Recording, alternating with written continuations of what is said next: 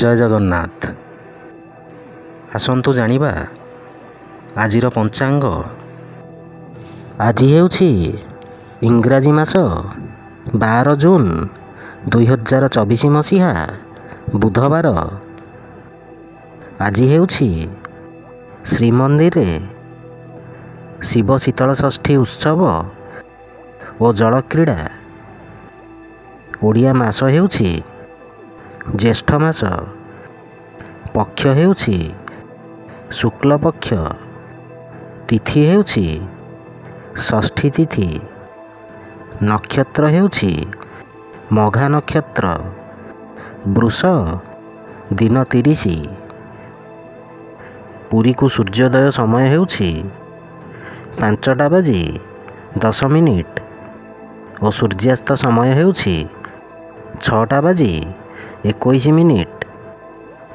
Jay Jagannath.